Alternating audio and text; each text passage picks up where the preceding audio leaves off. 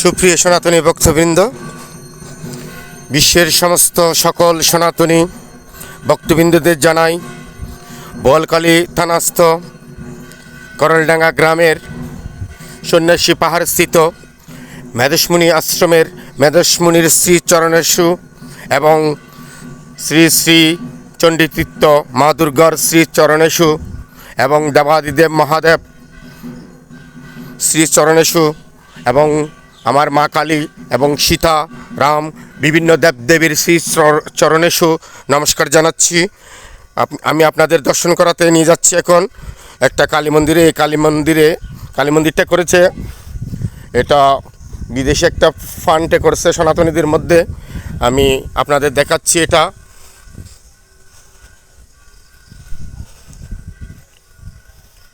আপনারা দর্শন করুন।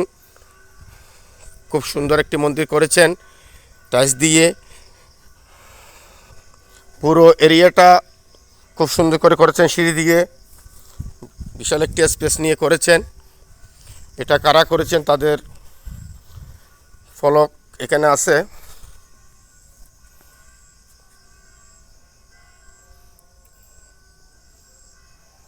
মেধেশ্বরী নাম সম্পূর্ণ স্মৃতির উদ্দেশ্যে নির্মীয়মান মেধেশ্বরী মা কালী মায়ের মন্দির স্থাপন। প্রবাসী শারজা গীতা সংঘ ভক্তবৃন্দ ইউএই তাদের আত্মীয় সহযোগিতায় মনে হয় এই মন্দিরটি করেছে। দেখুন, দর্শন করুন,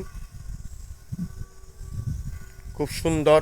এই মন্দিরে আসলে চারিদিকে প্রাকৃতিক পরিবেশ, চারিদিকে খুব সুন্দর প্রাকৃতিক পরিবেশ, একদম পাহাড়ের উপরে স্থিত। এটা আজকে মেঘাচ্ছন্ন, তাই এরকম লাগতেছে। তারপরে আপনারা হয়তো সুন্দর দেখবেন এই অন্ধকারের মধ্যেও।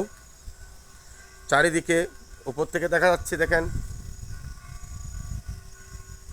এখানে একটা পঞ্চবটিও আছে, পঞ্চবৃক্ষ যাকে বলে। বিভিন্ন বট গাছ থেকে শুরু করে অশ্বত্থ গাছ থেকে শুরু করে সব কিছু আছে, খুব সুন্দর।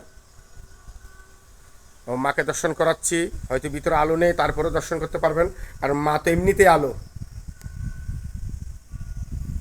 মায়ের পায়ের জবা হয়ে ওঠে না ফুটে মন, আমার মায়ের পায়ের জবা হয়ে ওঠে না ফুটে মন, তার গন্ধ না তাক যাচ্ছে সে নয় রে ভুয়া বরণ, মায়ের পায়ের জবা হয়ে ওঠে না ফুটে মন, আমার মায়ের পায়ের জবা হয়ে ওঠে না ফুটে মন।